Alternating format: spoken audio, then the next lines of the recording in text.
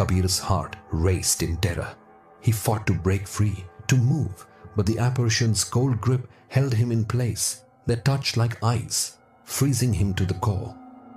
His mind screamed for him to wake up, to escape, but it felt like he was trapped in some twisted dream, a nightmare with no end. And then, suddenly, everything went dark. Kabir's eyes opened slowly, the darkness around him thick and suffocating. He was no longer sure whether he was alive or lost in some otherworldly dimension. The weight of the fog and the cold air wrapped around him like a vice, pressing him deeper into the unknown. He sat up with a start, his breath catching in his throat. His hands were trembling, his skin cold to the touch, yet his chest burned as though he had just run a marathon. The apparitions, their eerie whispers, their cold touch, were still fresh in his mind, and their words echoed in his ears. "You're already ours." The words felt like a curse, a chilling promise of something far worse than death. Kabir's mind raced. Where was he? Was he still trapped in the palace? Was this some twisted dream?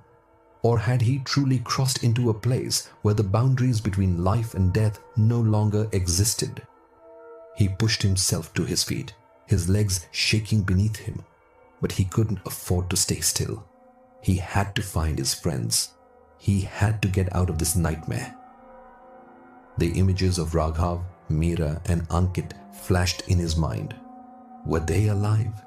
Had they been claimed by the malevolent forces that haunted this place? Taking a deep breath, Kabir began to walk, his footsteps slow at first but gaining speed with each step. The fog parted slightly as he moved, revealing glimpses of the desolate landscape around him. The ground beneath him was uneven, cracked, and covered in dark patches of moss that seemed to pulse with unnatural life. The air itself was thick with something oppressive, like an unseen weight bearing down on him from all sides.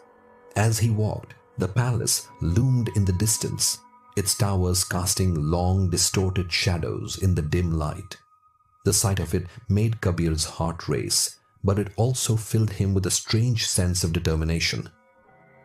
He knew that the answers, whatever truth lay hidden in this cursed place, were inside.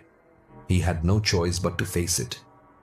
Suddenly, Kabir's ears picked up a faint sound, a low groan, almost imperceptible. He froze, his heart skipping a beat.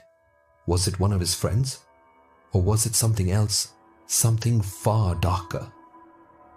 Kabir turned toward the sound, following it through the fog.